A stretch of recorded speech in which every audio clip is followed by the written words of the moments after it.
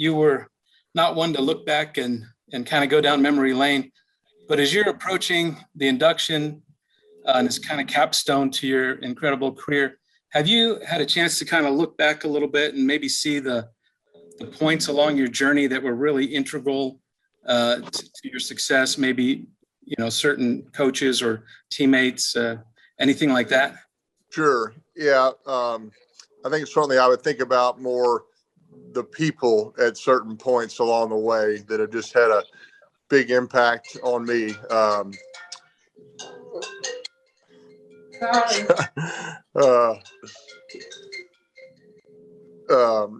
Coaches, Arnie, you mentioned, have had a tremendous impact on me. My dad never coached me growing up, but was kind of my mentor. And his rule was I had to ask him for help for football. He was glad to do it as long as I was kind of initiating it. And then sent me to Tennessee. A guy named David Cutcliffe just had a big impact on me, teaching me so much about the quarterback position, getting me prepared for the NFL, and then so many coaches in Indianapolis and Denver. So that's kind of what I've thought about. You think about your first year getting drafted, what an exciting time it is. And, my rookie year was a struggle, but the things that I learned as a rookie had a big impact on me going forward in Indianapolis. And then, obviously with my injury in 2011, that was a pivotal time, just kind of what my next step was going to be. And Denver, took a chance on me. I'll never forget it, because there was a dicey time there where nobody quite sure, including me, knew what was going to happen, and ended up being a great place to go. Hey, thanks. Good seeing you at the All-Star game last night too. Thanks, pal. Good to see you, buddy. All right, Ben Swenson, and then Mike Chappelle. Hey, Peyton. I was just wondering how the speech writing process is going. Do you watch previous speeches, and do you kind of look to see maybe what other people have done, or are you just doing it all on your own? I've been to the ceremony, I want to say 3 times now, for Bill Polian, Tony Dungy, Marvin Harrison, Pat Bowlen, Champ Bailey. So I've been to it. It's obviously a great point of emphasis this year on the length of the speeches. And I hear there's been a great point of emphasis in years past. I don't think it's just been stressed very well. So they're saying there's like a blinking light at 6 minutes, maybe a little bell going off at 7 minutes, and then at 8 minutes they say that someone's going to come up and lead the applause to kind of end the speech. I look forward to seeing when they come up and lead the applause while Alan Faneca is still speaking, and just good luck getting him off the stage, or anybody that's an offensive lineman. It's probably tough to pull, but it is a limited amount of time. It's between 6 and 8 minutes. And the other inductees and I have kind of texted to each other about everybody trying to honor that, to be respectful of the person behind you, and wanting everybody to have the fair amount of time and not take up time. So I'm right there at 7 minutes and 50 seconds as we speak. Unfortunately, it's just not enough time to thank everybody. The good thing is for the past 5 years, either on a handwritten note or a phone call or in person, I've had a chance to thank the people personally. And so it's even though I won't get to repeat them all in the speech, there's certainly, the thank yous are as heartfelt now as they were then. So I will be on time, and hopefully be able to share how appreciative I am of the honor, and share how thankful I am for all the different people that have been a part of my football journey. Thank you. Thanks, Ben. Mike Chappelle, and then Bo Marchianti. Hey, Peyton, how you? Hey, Mike. The selecting Arch to present you was obviously a no-brainer, but just could you elaborate on why, and I guess what he's meant to you, and which is why you. Sure. Yeah. Like I said, Mike, he never was my coach by any means, but he certainly had the greatest impact on my football life than anybody. You know, growing up around the game, I was 8 years old when he retired. He'd bring Cooper and I to Saturday morning practices. We got to go down there on the football field at the Superdome after games. So definitely grew up around football. My dad was always making a point to include us, to, you know, let us come to practice, took us to Hawaii for the Pro Bowl. That was important to him. And look, I had no idea I was going to end up having the same career, but it definitely had a big impact. And then when I started getting serious about playing high school football, I meant what I said. I had to ask him to come help us.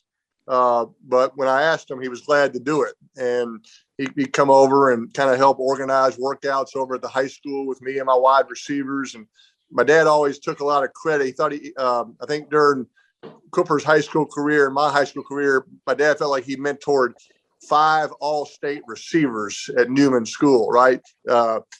He took pride in that because he knew how to coach the receivers on what a quarterback wanted. So, like I said, never was my coach, but always was my mentor. And so, you know, I can only think of about 2 or 3 games that he's missed since I was in high school or college, and in the NFL. Obviously didn't go to all the road games, but watched every one of them, bit his fingernails the entire time.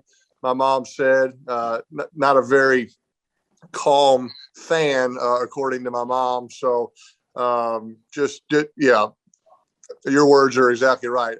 Just a no-brainer as far as picking him to present me, and just couldn't have a more appropriate person to do that. Thanks, Peyton. Thanks, Mike. Bo, you're next. On deck is Olivia Ray. Can you hear me? I can. Okay. Congratulations. I'm sure you heard John Madden joke around that, you know, the bus talk once they're inside the hall and you guys are all enshrined. Once your bust is in there, Peyton, who do you think you're going to gravitate to and start, you know, talking it up and wanting to meet when those busts kind of get together? Yeah, that's true about the bust whispering. I've heard it. Me and my son Marshall got a little tour of the Hall of Fame a couple of years ago, and Marshall kind of leaned in there and said he heard Vince Lombardi talking a little bit. So Madden was right. I'm going to kind of allude to it in my speech, and so I'll probably make you wait a couple of weeks to hear it. But I think they do more than just talk at night. I think maybe they play some games in there. Maybe do a little 1-on-1, a little 7-on-7. And so I've had a couple of dreams about being in there and being in one of these scrimmages against some of these Hall of Famers. And you know, it's just a dream right now. You know, obviously in August it'll be a reality. So, you know, because of my dad, I have always had great appreciation and knowledge of the history of the game, just because I used to hear him talk about players that he was playing against and players that he grew up watching. And so I always understood that. And then when I got to Indianapolis, you know, even though we were in Indianapolis and none of those guys played in that city, but I mean, there were pictures of Johnny Unitas and Raymond Berry and Gino Marchetti in our building, saw them every day. And so I always thought it was important. I think it's important for all players to understand the history of the game, the players that came before us. And I don't know. I think it's pretty cool to say you're on the same team as Johnny Unitas and Sammy Ball. I think that's just pretty cool. Thank you, Peyton. Olivia Ray, and then next would be Mark Cleese. Hi, Peyton. I know a lot of kids at St. Vincent are going to be celebrating in August along with you. I've been speaking with them, and I wanted to know where your work with the Children's Hospital ranks among your many achievements here and why it's remained so important in your life here. Well, thanks for asking. No, it's certainly it's a team that I'm very proud to be a member of, and maybe the greatest form of teamwork I've ever witnessed. You know, watching these doctors and nurses and support staff work together to help these kids get healthy, to help their parents and family feel more at ease. And just been proud to have been associated with this team for so many years and still today. So, I had great mentors. My dad was always a great community servant. Tony Dungy was always telling us on Tuesday on your off day, go out and do something and make Indianapolis a better place to live. Don't just be over here watching film all day. And so for me, being a part of the Children's Hospital there was a great way to serve, and spent a lot of time over there visiting kids and families. And always, it's a reminder there's a lot of people going through tough times right now. They need our prayers and need our support. So very proud of the association. And I think the nice thing about going into the Pro Football Hall of Fame is you go in and you take a lot of people with you. You take a lot of teams with you. You don't go in by yourself. And so, for me, taking Louisiana and Indiana and Tennessee and Colorado, all those people with me, that's important to me. Thanks, Olivia. Folks, we got a couple of mics open. If you could keep yourself muted unless you're addressing Peyton, that'll help everybody get clean audio. Mark, you're up, and then Brandon Christall. I think you were talking about me there. Peyton, first of all, congratulations on the Hall of Fame. Thank you, Mike. And then also a good job last night trying to get Ohtani to chase. Hey, it was an 0-2 count in my head, so I had a pitch to throw away. Okay. That's kind of what Helton told me anyway. Okay. Just looking forward here. The Broncos got this uncertainty at the top there with, ownership and the trust and everything. And I was just wondering if going forward, you would be interested in a role with the Broncos. Well, certainly, look, living in Denver, I'm very much a Broncos ambassador, fan, season ticket holder. I've been to every game the past 5 years since I retired that fans were allowed to go to. So I'm certainly as interested in what's going to happen as anybody because I care about it, just like I care about Indianapolis Colts, University of Tennessee, you name it. So, Mike, as I've told you before, I think I've kind of gone sort of on a year-to-year basis in this second chapter. Hey, I'm going to try to do this year, right? And I don't really go past that very much because you try different things and maybe you like it, maybe you don't. I never knew I'd be a game show host. I can promise you that. I mean, if you guessed that's what I was going to do after football a few years ago, you would have been crazy as far as I believe. So, look, being a part of the game is important to me. I've kind of found different ways to be involved with it, doing these things for ESPN, the Peyton's Places, the history of the game. That's been a blast. Getting to watch film with Joe Namath and Raymond Berry. I mean, that's a dream come true for a football junkie like me. So, but look, I'll always be a part of the Colts and the Broncos organizations in some way. But obviously I'm interested in what's going to happen. And I haven't said no to anything officially forever, right? I've just kind of said no to some things each year. The next year, maybe things change. So yeah, who knows what'll happen in that, but it's certainly going to be a part of my life forever, in my opinion. Thanks. Thank you, Mike. Brandon, you're up, and Andrew Mason next.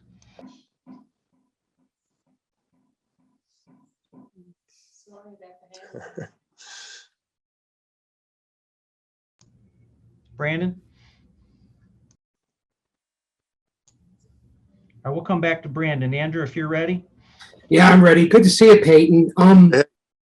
You're going to get that Hall of Fame ring later on this year. You're going to put on that jacket for the first time in a few weeks.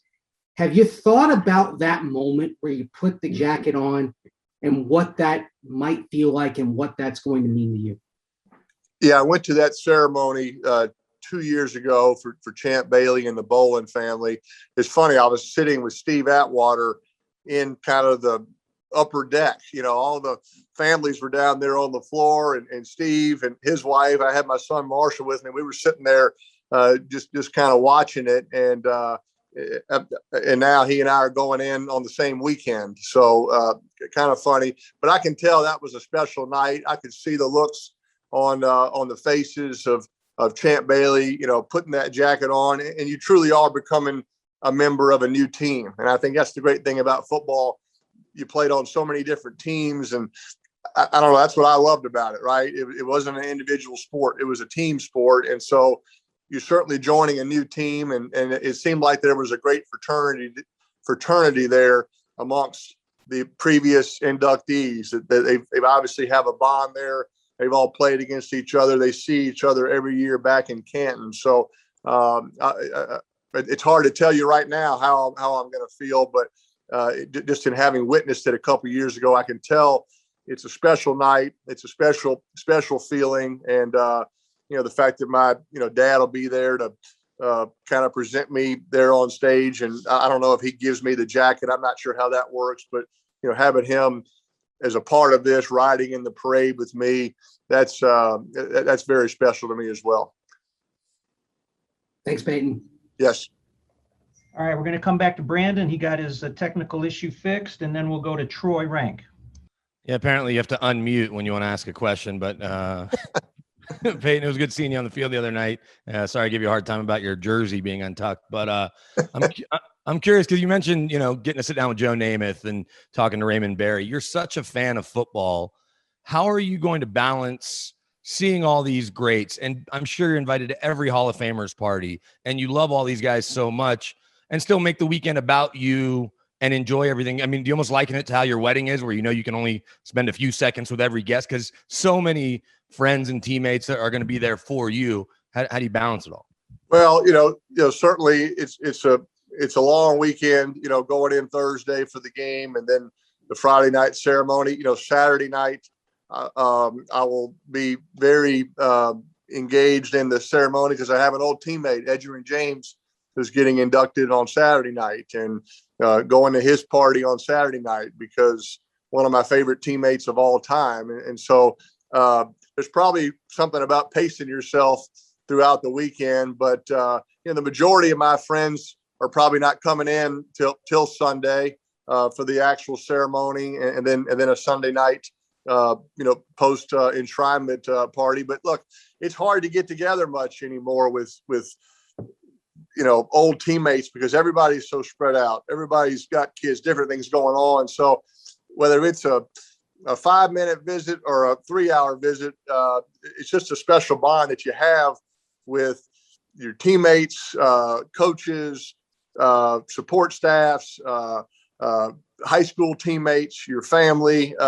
It's not like you're going to be together again the following weekend, right? So I think you want to take a time to kind of slow that down, kind of capture that moment, not be in a hurry to kind of get through the night, to kind of take time with each person. I'm sure there'll be a lot of pictures taken. So I look forward to that because after, when you're playing, you're with those guys every day. You see them every day. When you stop playing, now it's a text here or there. It's a phone call.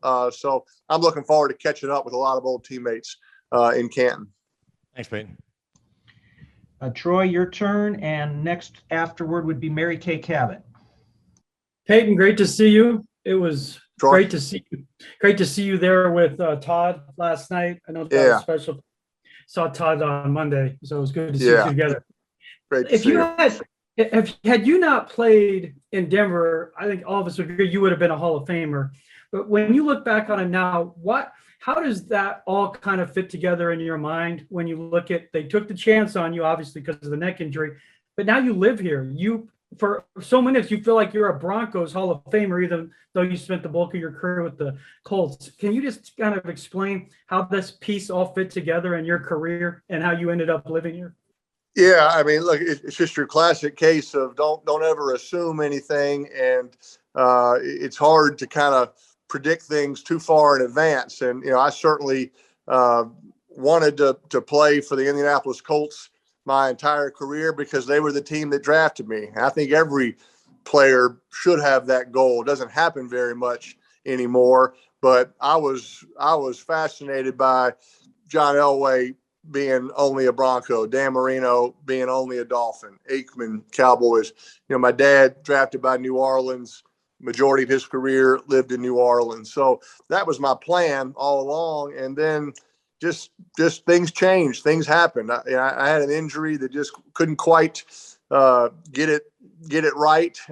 Caused me to have several surgeries and had to miss an entire season, which I can still remember. I was in a hospital bed in California watching the Colts play the Texans on opening day. Kerry Collins is starting at quarterback for the Colts. And I just remember it was just me and Ashley in there, just how emotional I was watching that I couldn't be out there with my teammates, and then had to miss that entire season. That was really tough, Mike. It was a low time. Ashley and I had kids, earlier that spring. Thank goodness. That was a blessing in disguise during a tough time. But, as we kind of got later in the season and realizing the Colts were going to certainly have a high pick, I kind of began to become aware that it might not be in the cards for me to still be in Indianapolis. They might be looking in a different direction, and that's what they did. And Denver they just welcomed me with open arms, Troy. They were the only really team that understood, I think, what I was going through emotionally, physically, and I think a lot of that is Elway. That Elway, I think, flirted with going to other teams, maybe rumors or whatnot. I think he knew probably how that could have affected him. He certainly knew injuries, and they were the only team, Troy, that said, "Hey, Peyton, give us your Indianapolis Colts playbook. We will form this hybrid offense with the plays that we like here in Denver that we think will help you at this point in your career. We'll form this mesh of an offense and really give you a chance to get back going again." And not every other team was doing that. So I'll always be indebted to Denver for Fox, Elway, McCoy, Gase for just kind of helping me in that transition. And just had a wonderful 4 years playing there. Moving's a pain, Troy. That was a major ordeal to move a long time ago. I have a great relationship with Indianapolis and still very involved there in the community, just like I am in Knoxville and New Orleans. But you can only live in one place, and Denver has just been a great place to live. Really have enjoyed being a part of the community, and really couldn't have made a better decision to go out there and play back in 2012. Congrats again, Peyton. Can't wait to see you here in a few weeks. Thank you, Troy. Mary Kay Cabot, one of our Hall of Fame selectors, and then next will be John Wilkerson. Well, first of all, congratulations, Peyton. Just really so honored to be able to be part of helping to vote you in, and really, really excited about this for you. Thank you, Mary Kay. So I'm just wondering, in looking at the state of NFL quarterbacking today, what thoughts are going through your mind? Obviously, Tom is still hanging in there, and I'm sure you can't even believe that he's playing at the level that he is right now. But when you look at the Patrick Mahomes and you look at the Justin Herberts and the Josh Allens, Lamar Jacksons, and all of these guys, Baker Mayfields, what do you think of the state of quarterbacking in the NFL right now and as it's going forward in the near future? I think the quarterback position is in great shape, and just those names you mentioned, Mary Kay, what I like about it, and I think it'll be true, for just a long, long time, is that there's different ways to do it. There's different ways to play the position. And I remember for years, it seems like my 9th, 10th, 11th years, there was this rumor that the drop back quarterback was about to become extinct. There wasn't a place anymore. It was only the mobile quarterback. And I kept saying, I'm going to have to go find a job because there's no way I can adjust to becoming a mobile quarterback. Eli's going to be out of a job. Brady's going to be out of a job. And that just wasn't true, that there's a place to play a different style at a different place. And the coaches, the smart coaches, are the ones that are figuring it out. They are adjusting their offenses to the quarterback's capabilities, right? They're not making a quarterback run if he can't run. They're not making a quarterback stand in the pocket if that's not where he's at his best. And that's what I like about it. So when you turn a game on, when I watch a game, I love watching Mahomes run around and make his throws. I love watching Brady stay in the pocket. I like watching Herbert stay in the pocket. I love Russell Wilson moving all around and making these incredible throws. I mean, it's just, to me, that's what's unique about the position, that there are different ways to do it. And I think that'll always be the case. So I think it's in good shape. We're down here in New Orleans right as we speak. We have our football camp this weekend that we've had for 25 years, and going to be around 1,100 high school quarterbacks and receivers, 40 starting college quarterbacks, and so I still love being around young football players, especially quarterbacks. That's something that's special to me. Great, thanks a lot, Peyton. Thank you. John Wilkerson and then Rick Russo. Peyton, congratulations. Very deserving of the honor. Can't wait to see you in Canton. Just wanted to know, what does it mean to you to be the third Tennessee Volunteer and to be joining that roster that includes now Doug Adkins, Reggie White, and you? Yeah, no, very honored, John, to join Reggie and Doug Adkins as University of Tennessee's Pro Football Hall of Famers. Certainly know I won't be the last. There's a tight end that played for the Cowboys that I think will be packing his bags for Canton in a few years, and just very proud of it. It's just been such an important part of my football journey. I've said this before, but every game I'd read the pregame program front to back and always just kind of check to be sure they had my information correct. And it always said quarterback 18, Peyton Manning, hometown, New Orleans, Louisiana, college, University of Tennessee.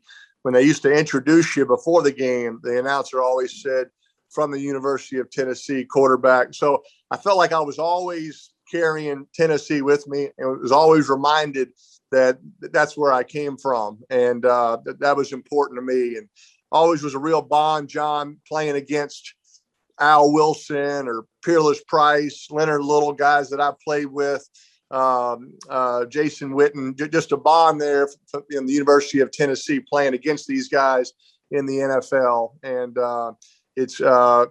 I certainly am taking the University of Tennessee and Knoxville and the state of Tennessee into the Hall of Fame with me because they've been such an important part of my football life. Have my college buddies, Coach Cutcliffe, Coach Fulmer, Jim Haslam, all will be in Canton to celebrate with me, and Trey Teague, my old roommate. That's very special and important to me as well. Yeah, I figured Carmen will be along for the ride as well. Congratulations.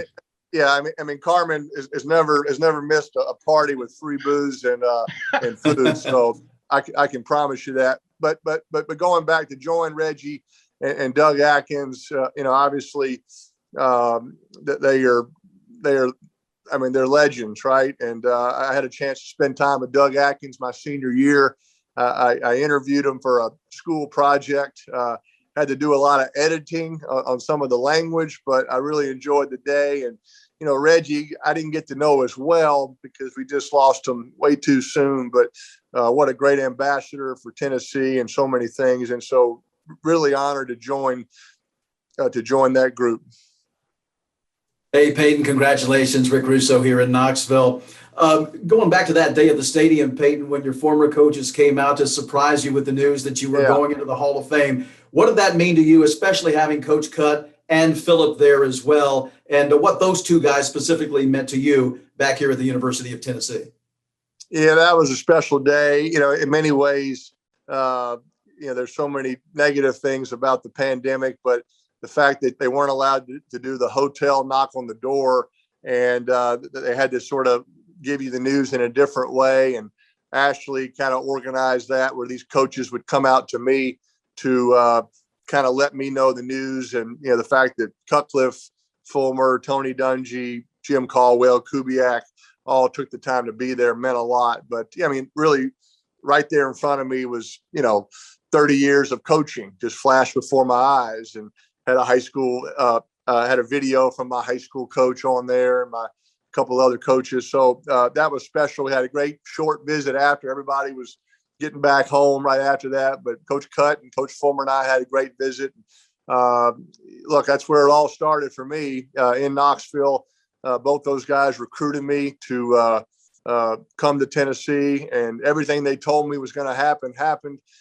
They coached me hard, and most importantly, they've been great friends of mine ever since 1994, and I'm very thankful for that. Thanks, man. Congratulations again. Thank you. Well, everybody, we want to thank you for participating with Peyton. We're going to end with one question left, and we're going to let that be asked by Brooke Pryor of ESPN. And I want to remind everybody that Commissioner Paul Tagliabue was a late addition to the original Wednesday lineup, and his session is starting momentarily. So if you want to join that one as well, that link is also on the Pro Football Hall of Fame website. So Brooke, if you'll bring us home here. No pressure. Hey, Peyton, you went up against another Hall of Famer in this class pretty often, or at least a couple times, in Troy Polamalu. And I wanted to ask, what is it about him as a safety that was just so frustrating for quarterbacks when you saw him, when you're watching film the week before, to know what you're about to get into with Troy? Yeah, I mean, just a incredible athlete, unbelievable range. I mean, just one of those guys, like a Junior Seau, like an Ed Reed, that you always knew where he was every play. I mean, or at least you were told, be sure you try to find where he's going to be, and because he could be down to your right, he could flip from the right to the left right before the snap in a heartbeat. Unbelievable instincts. You know, defensive coaches want you to do a certain thing, right? You're supposed to be in this position. That's the way the defense is set up. Well, with Troy, that was kind of out the window, because even though he was supposed to be here, he could tell the ball was going over there, and ends up over there. I'm like, no, he's not supposed to be there. That's not the way the defense is supposed to be played. And you know, Dick LeBeau just let him do his thing because of his instincts. Could catch, could run, could cover, could hit. You know, he and Ed Reed were just the two, like you said, most unique safeties because of their range, because of their playmaking abilities. They never dropped interceptions. They caught everything. Another sign of a great defensive back. So I'm excited to see Troy. I know he's going in on Saturday night, but it's certainly a no-brainer as far as this special honor for him. Thanks, Brooke. And thank you, Peyton, for your time. Very appreciative of you being in today and taking these questions and providing such great answers. And we are really looking forward to seeing you and Ashley and Archie and the entire Manning family and all the people you talked about bringing with you to represent 3 weeks and 1 day from today. So can't wait to see you in Canton to honor you and the rest of the class of 2021. Thank you very much. Thank you all very much. See you, Peyton.